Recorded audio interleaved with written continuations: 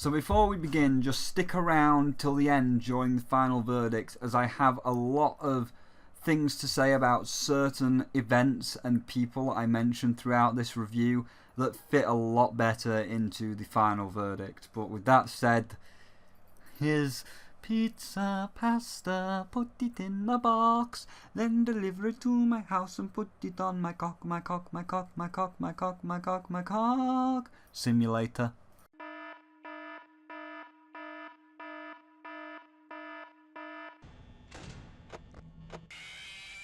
Oh no, it's so scary. Oh.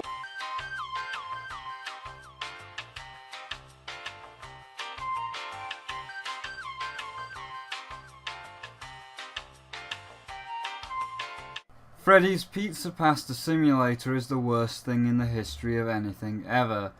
And while I did use I Hate Everything's intro, who is more hyperbolic for the sake of videos, I'm not. Like, I genuinely hate this game. It's the worst one in the entire franchise, and the game over and everything else about it only serves to show how totally and utterly dead this series is, and how exacerbated it's making everyone feel. It is finally time, ladies and gentlemen! This is the biggest FNAF scoop of the year! Finally, we will learn. No, we will get to that. So let's dive in. Behold the horrors, they lurk beneath the shadows of remorse. You wouldn't know, of course, but I force a new judgment day. To say there is music would be putting it nicely. There are like 4 tracks in the entire game. One on the intro screen, one in the catalogue where you buy your shit, one on the floor, and one in the very opening cutscene. All are some generic assets Scott bought off the asset store, or he was certainly speaking to Kevin MacLeod.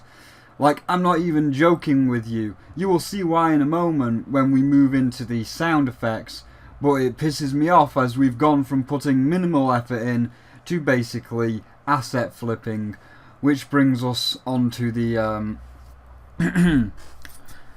sound effects. These are the most grating things in the fucking world. Most noises are directly copied from previous games, like the honking sound, and of course the...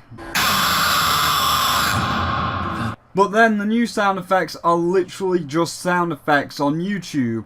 Like one of the lol so random sound effects is the you win sound effect. Upon winning a minigame you get this. Go!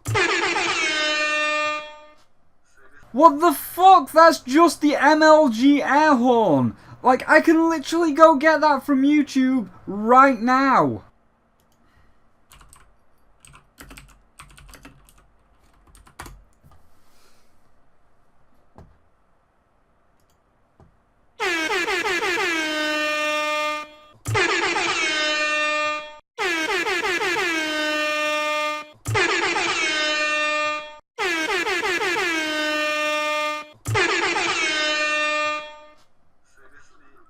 That was an MLG air horn.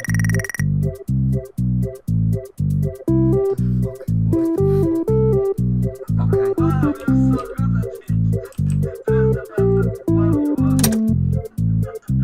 Add coins. Add coins. Like, have you really become that lazy that you can't even make sound effects now? You have to get them off soundeffects.com or YouTube or whatever. And due to the repetitive nature of this game, you're going to be hearing... and... ad nauseum, to the point where it just becomes so fucking annoying and grating, and only serves to make the game worse than it already is. On this day you will repay your respects to all that may lurk in between your mind and mankind. Once again, it's the same dragged out tripe as all the others. Here's a shitty 8-bit minigame that looks shit. Like, what is even the point of making them look this bad? To simulate a retro arcade from the 80s? Okay, well, Pony Island does that, and it looks 1,000 times better while still looking like a retro arcade cabinet from the 80s. Oh, and let's not forget, here's a dimly lit room with ventilation and all of the other shit. Man, I've not seen this before. The only aspect that looks a bit better is the catalogue and shop floor. Not by much, but at least it's, you know, bright and colourful and it's got some interesting things to look at. So have a seat and be afraid. Fear's about to commence the final ritual. One part is all we need for this to be complete. It's the exact same again. Like, I'm just so fucking fed up with this shit at this point. Like, here's a room that you can't move from, and there is a task that you have to perform. But oh boy, there's a hole to the left of you and a hole to the right. And the nasties can come out, so keep checking that motion sensor or... Got you. And if you fail, you can't just have another go. No, it's game over.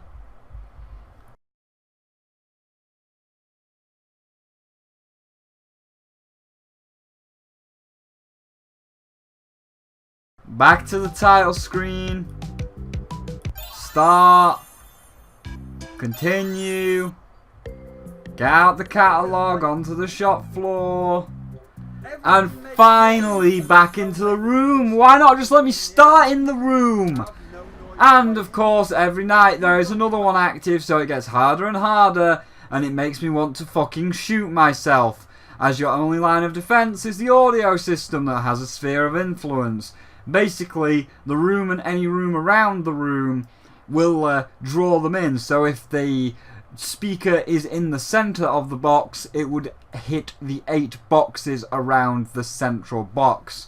However, on later nights when there is 3 or more all running round, all 3 are not going to be in the same tile space, so you'll draw in 2 at most. You will never get all 3 or 4. So one will get in sooner or later, and no matter how hard I tried, I could not beat night 3 because it's just RNG. There is no skill, there is no strategy involved. It's just like, hey, even if your computer's off and it's not making any noise, and your fan's off and it's not making any noise, and you're staring at the vent where they are in because you can hear them in that vent.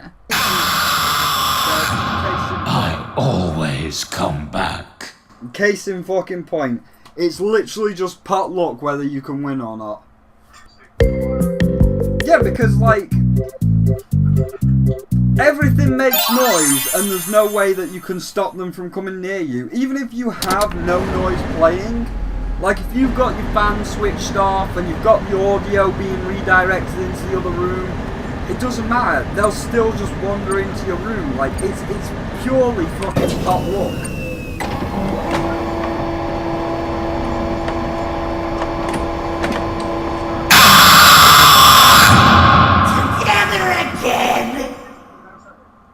Case in point. Rolled the 1 there. Rolled the fucking 1 there. Oh! There he was! He just randomly walked in. Thanks. It's just fucking such a random number whether you get through the later nights or not. And because Scott's now just an unoriginal developer, you can't even beat the games unless you take the fucking animatronics in. Basically, when one is found, you have the option to leave it or take it. But if you leave it, you will get scolded with the intercom saying, "Fuck up, throw it back in the street, I don't want it." Don't forget Saturday. You want them all to be in one place. I don't want anybody to be in one place. Let me guess. Thank you for reminding me, sir. Thank you, sir. I get it. I've actually got to have all 5 active on Saturday or I'm going to get the shit ending. Fuck you. Yeah, well, guess what? They are all in the same place. They're all in the trash! But no, doing this at the end of the 5 days will get you fired because fuck you! You want to have fun with the game? Fuck you! Sit down, sit here for 30 or 40 minutes and do this shit right. Play the fucking Night Trap game.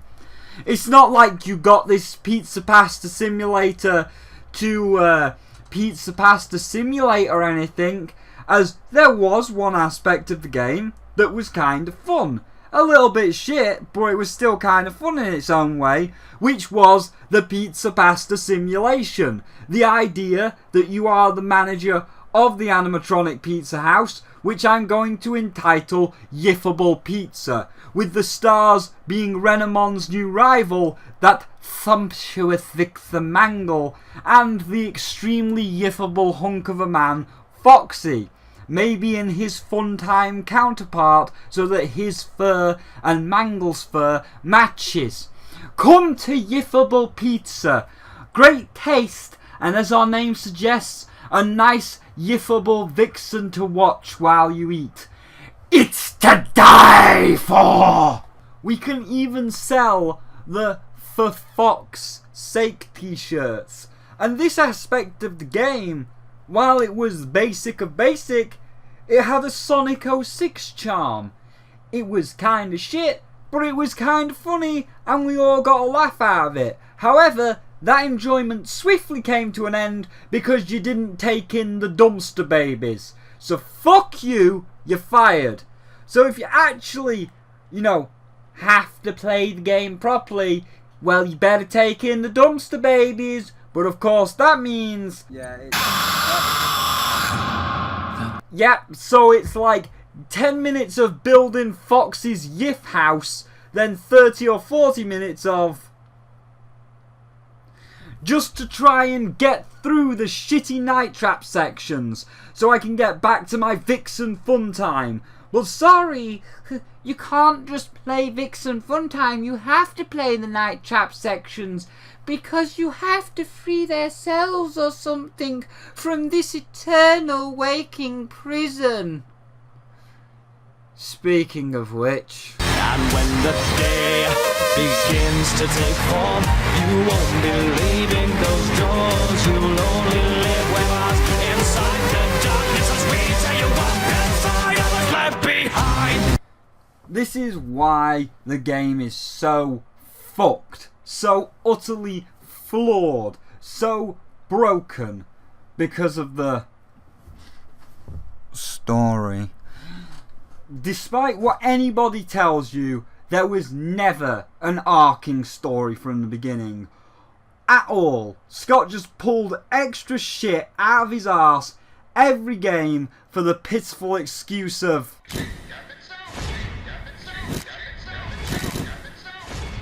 It really is uncanny how these two games overlap.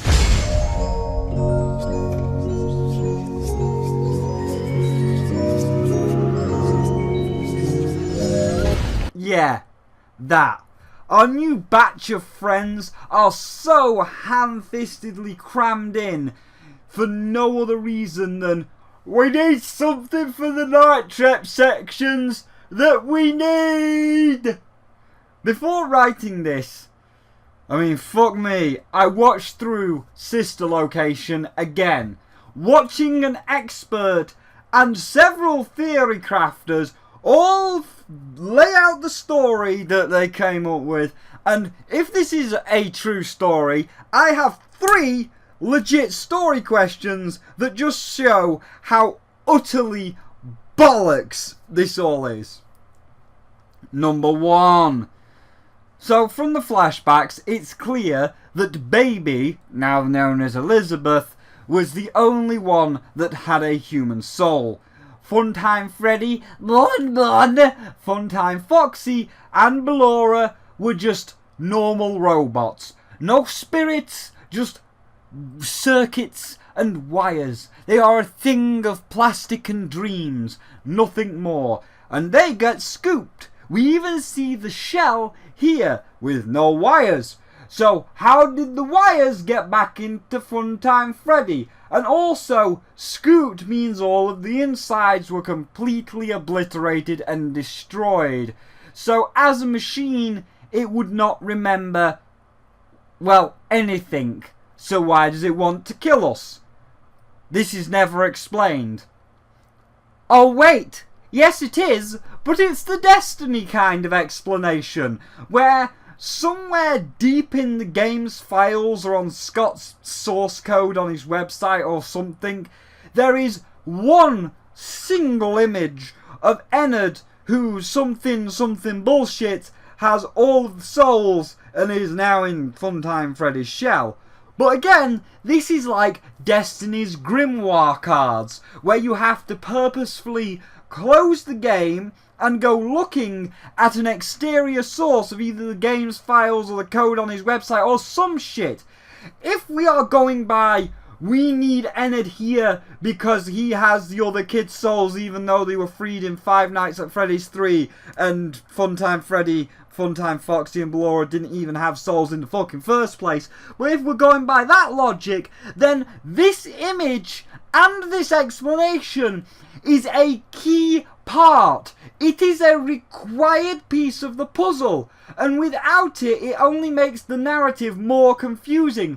Why hide one of the key moments that people absolutely need to understand the story away on some bullshit website or in the game's files? Oh right, because Scott can't story well. Number 2, Springtrap and his son. So we know from Sister Location that the son is immortal and he needs to find his dad, aka the serial killer, aka Bunny Boy. At the end, he says he's going to come find you with the burnt down Fazbear's Fright, showing that this, the Pizza Pasta Simulator, is the last one in the timeline. Now, despite the son being a corpse, and his dad being a corpse, and both of them being fully grown men with fully working adult brains, when he goes to get this job, which again clearly takes place after Five Nights at Freddy's Fazbear Fright, when he gets this job, he wants to find his dad. Now, despite his dad being a rotting bunny boy, why not just ask Cassette Guy or Henry? I mean, he's already the soul of a man bound to a bunny suit, and you, who is standing in front of him, is a purple, decaying, rotting corpse. I don't think it's out of the question that Henry would believe your story. Going back to Springtrap though, when he sees you, his first instinct is to kill you. Again, why? He wants to find you, and he wants to ask you some questions. And the one person, the only one person that could help you out, you insta-kill him. When he could have helped you. You are a contradicting asshole. Oh, and also, we had a robot, like, rolling around in our guts, and we vomited out a robot, and we are now a robot. How can Springtrap kill you? If we are an immortal purple corpse, how can we die? Because wouldn't we just be like our dad where he is also immortal? Because again, Scott never stories. The rules of immortality are never explained. When the child dies, does it have to die in a certain way? Does it have to be killed by a suit to be bound to the suit? Did fucking William Afton actually die, or is he immortal because he got shot by a suit? Well, the son was never in a suit, so how's he immortal? I don't know. Everybody's immortal. We just handed out the God code because we got bored. Here's a God code for you. Here's a God code for you. Here's a God code for you. You all get a God code because none of this is ever fucking explained. We actually only even find out that we are the purple guy after one offhanded note, one sentence that vaguely maybe says we're the purple guy, maybe. But for all we know, we could be Dave the fucking hobo off the street. Number 3, Baby. If you get the good ending of Sister Location, the only one who has a soul bound to gleaming flesh is free. So how is she still acting like she is trapped in the baby suit? None of these questions are ever answered at all. And the ending we get, well, I'll talk about that at the very end during the final verdict. But let's just say it gives vague, nondescript answers about, you know, are we the purple guy and what really happened. It's, you know, it's all up to your imagination. Because let's face it, we all know the ending. Scott kind of had ulterior motives, so all those questions, well, I'm bad at story, but hey, don't worry, because you got your big final answer. But I'll come to that at the very end, because that's just a little part that's going to play in to the final verdict. But regardless, it ruins the game. Like, the pizza pasta management could have easily held up as the game alone. Of course there had to be a dark twist, but there was already signs of that without all this bollocks. You see the returning gameplay and... Right, here's how you do it, right?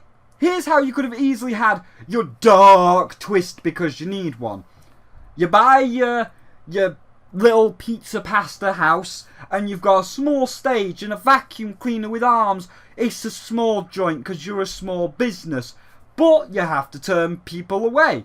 Being a tycoon game, you don't want to turn people away or you'll go into the red. You'll run out of money. So in order to not have people turned away, you have to upgrade your floor, you have to upgrade your location, and you have to have a bigger stage. Bigger stage means people want better animatronics, so the vacuum cleaner won't cut it, which means you have to buy real animatronics, of course. Like with the other games, that means that they're going to come with risks and liabilities, i.e. they're gonna fucking bite somebody. However, you gotta deal with it. You got a bigger shop, and the people want bigger and better things. They won't come back unless you have the bigger and better things. They don't care how dangerous the stuff is, as long as you got the good stuff, with each of the catalogues giving you better and better stuff. And you could have easily had it with the dark twist being that seems there's kids' souls in these things. They could easily just blackmail you. So let's take, for example, Foxy and Mangle. So, you bought Foxy, right? And he's possessed, obviously, and you could have him sing and dance, and then the dark twist could be he comes to you and he's like, oh, by the way, I'm actually alive, and I won't cause you any problems, like, I won't cause you any liabilities, but I want to be cleaned and polished every single day, as there's an option for that, so you clean and polish me every single day, or I'll bite someone's head off. Now, that's only a small request, but as the game goes on, he can get more and more demanding, till eventually it accumulates in him being like, okay, I'm bored of being the plaything on stage, but don't worry, I found a basement full of spare parts. I've got a lovely Foxy suit for you, so you can be the one singing and dancing on stage, while I kick back and do all the office shit. Oh, there's your dark twist. You were the one being puppeted along by him all along. Because, you know, as we previously mentioned, the rules of immortality are non-existent in this world. So Foxy can just throw out a fucking god code to you or a god mode to you. But, you know, no, can't have that, can we? Can't have someone else pulling the strings in a little dark pizza pasta simulator. Gotta have the fucking night trap section. Because the kids' souls need to be freed. Everybody needs to be freed. The sins must be atoned for. Mr. Bunny Boy has to be killed, even though he died in fucking FNAF 3. But we brought him back. We brought him back from the dead, even though he fucking burned in FNAF 5 Nights 3. Just because you wanted to see him, and just because I want to end the story. All this torture will unwind. I was never wrong. If you were to rewind, then you would find I was left behind. Hey everyone, Razmowski here, and welcome to Five Nights at Freddy's Pizzeria Simulator. And oh baby, this is actually an official game by Scotty Boy, and I'm hyped as hell. I mean, for once, the animatronics aren't going to be coming for a slice of your boy's booty, they're going to be coming with a slice of that. And I mean, who doesn't like pizza? Scotty Boy's been teasing this game for a couple of months now, and I'm hyped as hell to be finding out what's inside this masterpiece. I mean, there's got to be some secrets, right? Guys, if you're hyped for this video, then please hit that like button. It really is appreciated. Let's shoot for 2,000 beautiful likes. And since we're talking pizza here, ladies and gentlemen, how about a 2-for-1 offer? If we hit 2,000 beautiful likes in the first hour of this video going live, I will put another one out as soon as we hit that goal. 2 videos for the one day. Where can you go wrong? And if you're extra special spicy hype for today's video, then in the comment section below type #FNAF and we'll dive straight in, baby. Woo! You disgust me, you wretched little man. Okay, first off, Raz, fuck you. Like, oh, if we hit X amount of likes, I'll put up the next part of FNAF right after this one. Why don't you just put it up right away as a sign that you like the game and you really want to play it, rather than blackmailing for likes? It only makes you look desperate and kind of annoyed that you're forced to play this, and the only reason you are playing it is to try and get a lot of likes. Second, stop lying. You knew damn well what was in there. Every single time Scott updates his website with the hidden code bollocks, you're on it. You got a video on it. You, Dorco, Ryan, other Ryan, Markiplier, you all knew damn well what was in there with your Theory Tuesdays. Like, ooh, got a Theory Tuesday, and ooh, let's speculate what this code could mean. And considering on his website FNAF 6 was in that source code, and you're literally calling your title FNAF 6 rather than Pizza Pasta Simulator, you all knew damn well what was going to be in that game. Okay, I don't like this. I don't like this. I did not expect this, Scotty boy. You tricked us. I'm getting nervous. I'm getting very, very nervous at this point. I'm not sure that I should be playing. Shh! No, shh! It's not scary. It's really damn tedious and boring. Again, I've said this before. The first game, like, rah, oh, you got me once or twice, as it's a new game. I didn't expect it. Oh man, how could I have seen it coming? But after hundreds and hundreds of rounds across six games, you're not scared anymore. Stop screaming like an idiot. That's my job. But it's this kind of behaviour that creates this vicious cycle. You got Raz and friends being like, "Oh, look, Scotty boy, Scotty baby, this is an amazing game. It's such a new and fresh twist on the FNAF games." No, it's not. You're a fucking liar. It's the same copy-paste Night Trap shit with the veneer of newness, with the Pizza Pasta Simulator that you get to play like 10 minutes of. And because their fan base is impressionable 12-year-olds, they will eat that shit up. And don't you fucking dare say any other words or anything bad about FNAF. On Steam, I left a negative review and explained what I explained in this video using the same Foxy paragraph, explaining how the Night Trap part is overdone and only detriments the game, and how the game could have worked a whole lot better if it was either more like Cookie Clicker, with the example of the simulator getting darker as Foxy or the animatronic of your choice would demand more and more things due to its sentience, or just being a full-on front for the game to be swapped out, you know, after you lose to 3 jump scares on night 3 for a totally different game like Foxy and the Pirate's Curse or Sea of Foxes that actually had real time and polish put into it.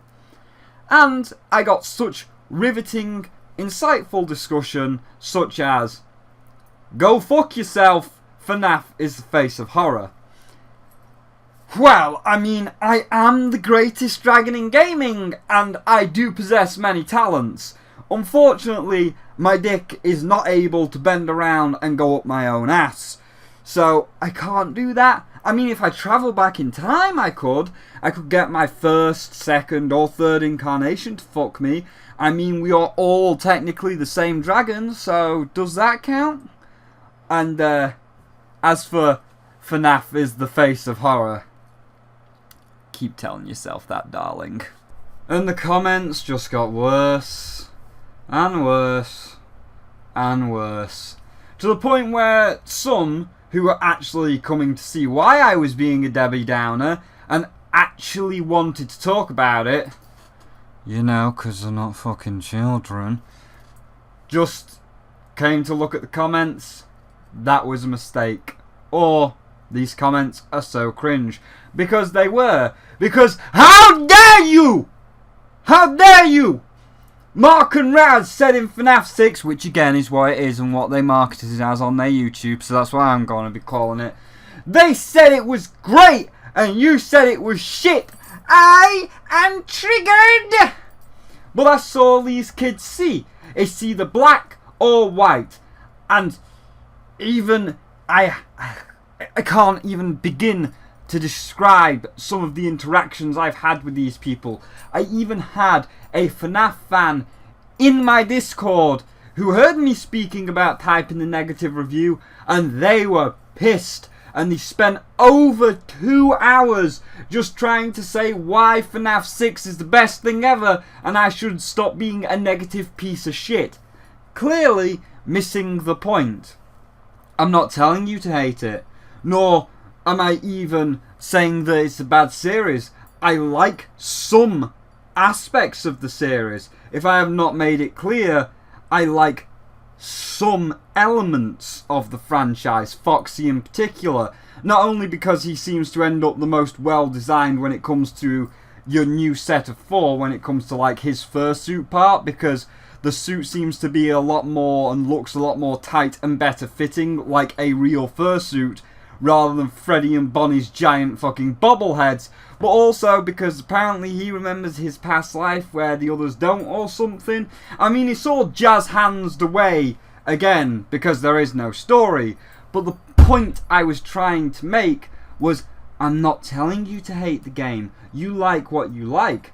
I am explaining why, to me, as a reviewer, it is a poorly made game, and how the creator is just being lazy at this point by A, getting free sound effects like the MLG air horn off YouTube, B, copy pasting the same tired gameplay over and over, and C, not programming half the things correctly because he clearly doesn't care at this point. But no rational explanation or reason is good enough. It's too much for these childish brains to comprehend, and then we get to the point of go fuck yourself. Out of all of them, only one comment was trying to have a conversation with me, and it was this guy saying how if I hated it just to hate it, shame on me, but if I felt that way, he could see my point. From my reply to that comment, and this video if you're watching it, you can see it's clearly not hate to be a hater, but hate because a talented developer with a lot of skills that can make fantastic games is continuing to sit on his laurels and pump out this cynical copy-paste game with no effort whatsoever. A developer that if he sat down and got his dick out of Freddy's dead corpse and put some actual effort in, like he once did, because he did make good games, he could easily make something as good as Shantae, as good as Shovel Knight. I've seen him do it. But of course, my voice is drowned out by, "Oh, Scotty baby, Scotty boy! Oh, so innovative! I love you, Scotty baby!" Praising the lazy, cynical Scott and saying how amazing and innovative it is, and the king of Five Nights, doing the same, ensuring all the little kids will be like, "Yay! Lazy rushed out garbage is the best, and go fuck yourself if you have an opinion other than praising Freddy and Scott." It is one of the most toxic fan bases I have ever come across. Like, I don't know what's worse, this one or the other one that was ablaze when I said their particular piece of media was just okay. Not bad, nor the second coming of Christ, just okay. Ooh, there was a lot of salt that day. I mean, it's still not on the level of that other one that is just the absolute worst, but you're in the running. Sorry, just needed to get that out there. Just allowing everyone to share my enjoyable experience with this fandom that is so understanding and tolerable and willing to have reasonable discussions with you if you have a different opinion, and all that, if you can't tell, was sarcasm. Take your time to run and hide. I will catch you all the time. This night no longer shines. Your tears divine. You'll now be mine.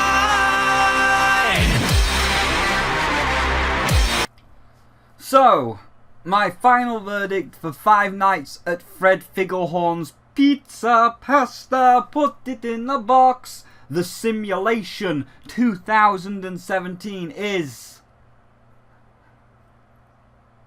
an extremely tired, overdone, underwhelming 2 out of 5. And one of them gems is literally for Foxy. Like, if he was not in it, it would be a 1 out of 5. My own personal bias to him, especially the Funtime version, gets him his own gem. Like, I'm not even joking. Like, the Funtime Foxy costume that person did, oh, that was absolutely fantastically made, and I would totally buy that and wear it to next year's gaming convention. And I could focus on this for hours, like talking about how the seam lines have been very well hidden, and how they foam fitted the actual foam to the undersuit really well, and just about fursuit making in general, really, like how I'm part of the furry community and I've seen people work, and if you see someone like Don't Hug the Cacti work their magic, fucking amazing. But instead, we got to talk about Pizza Pasta Simulator, which not only fails at basic programming by not even letting you Alt-Tab out of the game to turn off sticky keys, but pretty much fails in every other regard. The music and sound effects are just royalty-free sound effects like the MLG air horn stole directly off YouTube.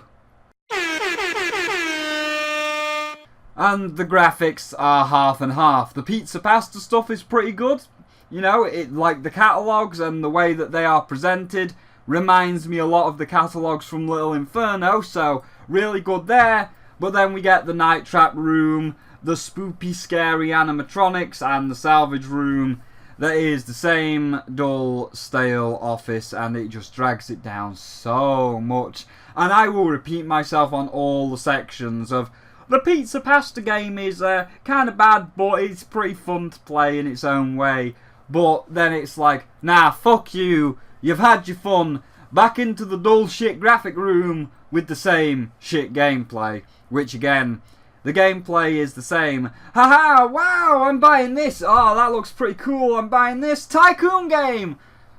Sorry, fuck you, you've had your fun, back into the office for 30, 40 minutes to even an hour. Get on the shit PC with the shit checked boxes.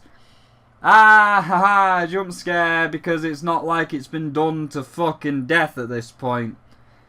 Now, there is a reason why I said to watch till the very end, and this is it.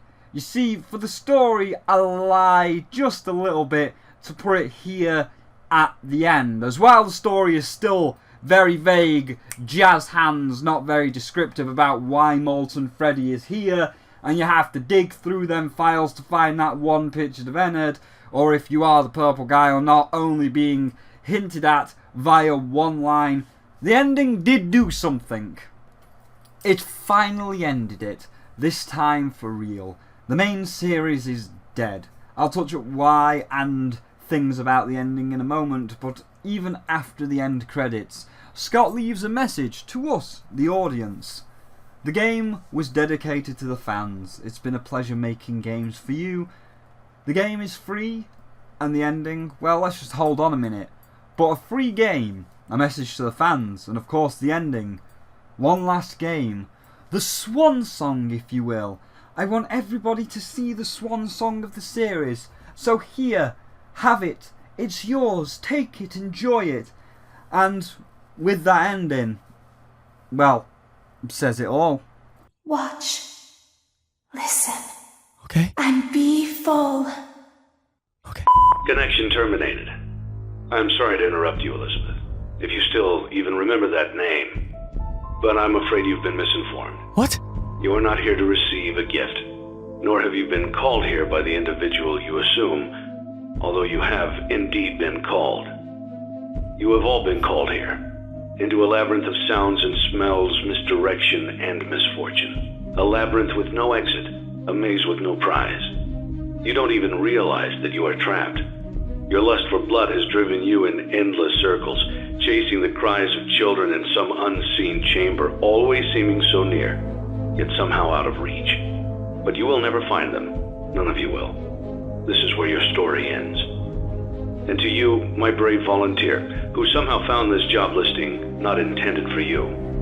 Although there was a way out planned for you, I have a feeling that's not what you want. I have a feeling that you are right where you want to be. I am remaining as well. I am nearby. This place will not be remembered, and the memory of everything that started this can finally begin to fade away, as the agony of every tragedy should. And to you monsters trapped in the corridors, be still, and give up your spirits. They don't belong to you. For most of you, I believe there is peace, and perhaps more, waiting for you after the smoke clears. Although for one of you, the darkest pit of hell has opened to swallow you whole. So don't keep the devil waiting, old friend. My daughter, if you can hear me, I knew you would return as well. It's in your nature to protect the innocent. I'm sorry that on that day, the day you were shut out and left to die, no one was there to lift you up into their arms, the way you lifted others into yours.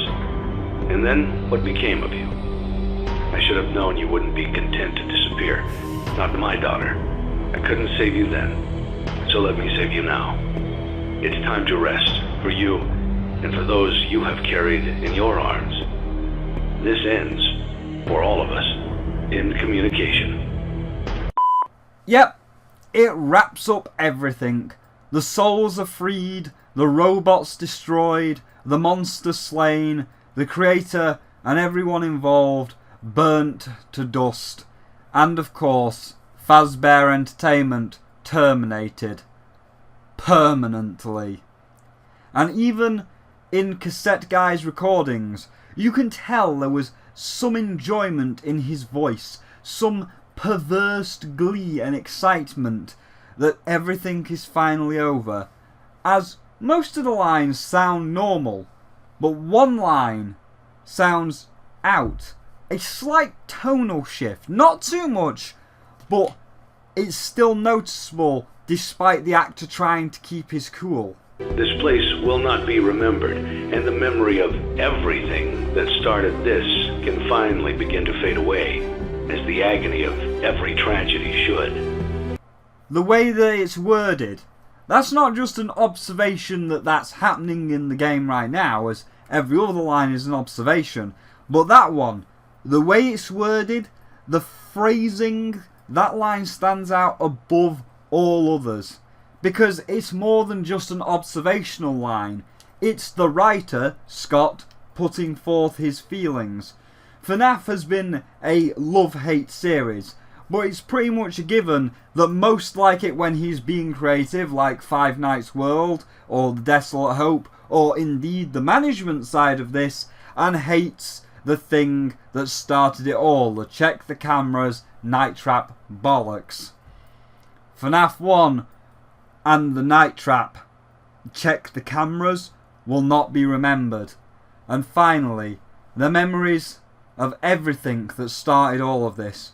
My depression, me using the animatronics that were shit-talked to pick myself back up, and scariest gum in years when it wasn't, can finally begin to fade.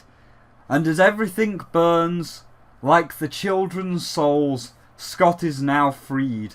Freed from this animatronic prison of his own creation to do other things, grand things, which I hope you will do. And I said it at the end of a few of the FNAF reviews. Despite my constant hate of the main series, I don't hate the man. I've seen what he can make. I've seen what he can truly do when he's working at full potential. He is a very talented developer and is capable of great things. A lot of people like myself were hoping that FNAF 4 was the end of the main series, as FNAF World was next. It was something different, something new. It was an RPG. Scott was trying different things, and it was good-ish. People wanted to see him do this again, be creative, try new things. Even if they didn't work, at least it showed you were trying. And I don't care if it's FNAF related. You created some fun, memorable characters. Using my previous statement, if you made Foxy and the Pirate's Curse or Sea of Foxes as the examples or whatever, it would have FNAF characters, yes, but who cares? It's new, and now they can be moulded into their own characters, their own things. No longer children bound to robotic monstrosities to haunt the corridors.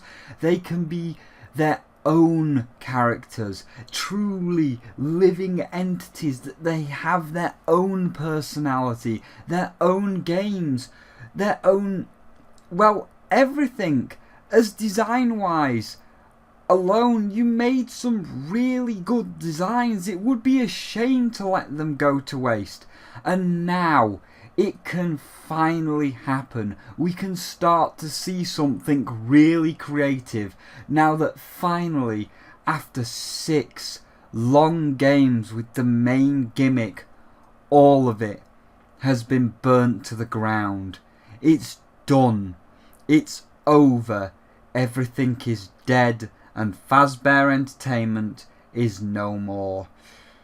I stuck around and scolded you because I believe in you so much, as I know there is a talented person in there, and not just a lazy copy-paste computer management minigame with jump scares. It really does sound like, from your final words in the ending and your final sentence, the way you worded the ending, how everything can begin to fade and burn and everything is gone, it really does sound like this is the penultimate end to the main series. So please, let it be. And if any 12-year-olds come screaming and mewling, telling you that they want more, tell them to go fuck themselves, as they have told us, the reviewers, to do. Like this person here. They are toxic. They are not worth your time. They are part of the main series, and like the main series, can begin to fade. They can burn with the main series. Be creative again. Be experimental again. Use the FNAF characters. Or don't. I don't mind. But, you know, FNAF 4 was supposed to be the last one. But, ooh, the little children were bitching. Wah, FNAF World was shit. It wasn't. As it was not a jump scare fest. Wah, why are you not making more main series games? Wah, wah, we want more main series games. Wah, wah, wah. And you gave in. And we got sister location, i.e. FNAF 5. And this one, FNAF 6. Which is what everyone is calling it, and it was. You burnt it all to the ground. You said you were done. And this is genuinely, honestly, the last time I can give you that pass. I mean, the game is shit, but here, 3 out of 5. There's 1 extra point, as I respect you as the creator, but this is honestly the last time I can give you a pass. You say you want to move on. You've shown you want to move on. Just do it. And if you do come out in a few months or a year with something new and creative like Foxy and the Pirate's Curse, and it's like, aha, I fooled you, it's only 2 levels of a good game, but it's actually FNAF 7. No. No. No one is going to be as forgiving, as 4 was the last one. Fool me once, shame on me. 6, this one, is now the last one for real. Fool me twice, shame on you. FNAF 7, fool me 3 times, fuck you. Don't let that happen, because despite me raging on a few people like Razbowski that I brought up for being pandering little shits and being like, ooh, get 2,000 likes and I'll release another one, they are genuinely nice people. And as Raz even says in his closing statement, Scott Cawthon, this game is dedicated to the fans. It's been a pleasure making games for you, Scotty boy. That sounds final, man. That sounds finito. That sounds like this is actually going to be the last one. And I think that's why this game was free. It was a swan song. That's what means every single person can play. Whether you're poor, whether you're rich, whether you're interested or not, you can dip in and dive in and out anytime you want because it's free. What a beautiful, beautiful send-off, Scott. Scott's changed my life and so many people's out there that I could never repay that man for everything he has done to me. An absolute living legend. And the games, the lore, they've just brought me and so many others joy for the last 3 to 4 years. It's insane how he's kept this legacy going, how he's kept so many people still interested in it, how he's kept us all alive. The guy is so good at storytelling, and I'm honored that I can call him a friend. So if you watch this, Scotty boy, thank you very much for everything you've done for me. You changed his life. It's been an experience, and he can't thank you or repay you enough. And he can't wait to see what you do next now that you're free of this main series. Let me down all you want. You know, I don't care. I wouldn't be disappointed because it's not like I'm not used to it at this point. Crash Bandicoot gets a reboot before me, Bubsy gets a reboot before me, Rabbids get a reboot before me, Shadow of the Colossus gets a remake before me, Beyond Good and Evil 2 gets announced before me, Mega Man 11's get announced before me, fucking Medieval gets a reboot before me, oh, and Jazz Jackrabbit's gonna be rumoured to be getting a reboot before me, because it's not like I want a turn or anything, it's not like I deserve a remake or anything. But you want to let Raz down and all the other people that are really inspired by you? I don't think you do. So don't. Be positive. Be happy. Try new things. But more importantly, Scott, be creative. So now it looks like finally, EA have stopped talking shit and we can start to move on.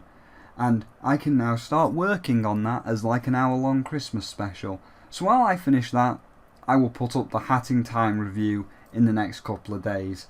So look forward to that, and then Battlefront 2. And oh yes, I do know that I have hit 1,000 subscribers, 1,001.